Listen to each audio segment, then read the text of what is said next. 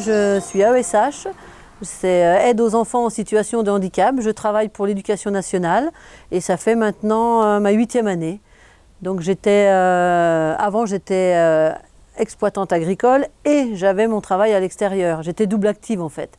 Et je faisais ma journée de travail à l'extérieur et quand je rentrais, j'enchaînais sur la journée pour l'exploitation, quoi. Je m'occupais principalement de l'administratif. Donc André, d'agriculteur, vous êtes devenu chauffeur routier. J'ai été 30 ans agriculteur, j'ai été en GAEC avec mes parents. Après, je me suis remis en ERL avec mon épouse qui est rentrée en 2000.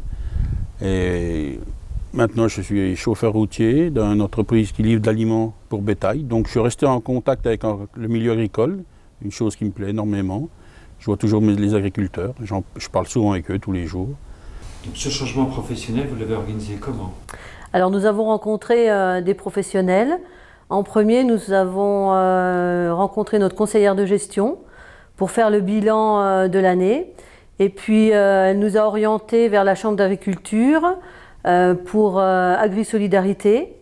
Et donc, nous avons rencontré la personne qui s'occupe d'Agri-Solidarité au mois d'août avec la conseillère de gestion. Et on a beaucoup discuté et elle nous a aussi orientés vers la MSA, vers un travailleur social MSA pour mettre en place des démarches. Ce changement professionnel, vous l'avez organisé comment? Je l'ai organisé suite à notre rencontre avec les professionnels. Ils m'ont dirigé, j'étais avec les MSA, j'ai fait Avenir en Soi. C'est un groupe de parole, on était 8 personnes avec 2 intervenants. On parlait de nos problèmes tous. Après, ensuite, on a fait ce qu'on était, nos compétences qu'on avait en étant agriculteur, pour savoir ce qu'on avait fait. Quand on a fini ça, après j'ai fait un bilan de compétences moi-même, pour voir le métier que je pouvais faire suite à mes capacités, parce qu'on en a quand même quelques-unes en étant agriculteur. Après, quand j'ai fini mon bilan de compétences, ça résultait que je pouvais faire chauffeur. Donc je me suis dirigé chez un auto-école. J'ai commencé les démarches pour passer mon permis poids lourd. C'est une démarche qui vous a pris beaucoup de temps?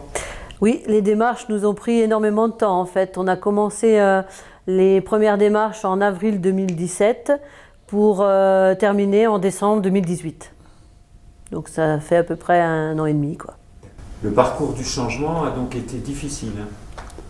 Le parcours a été difficile.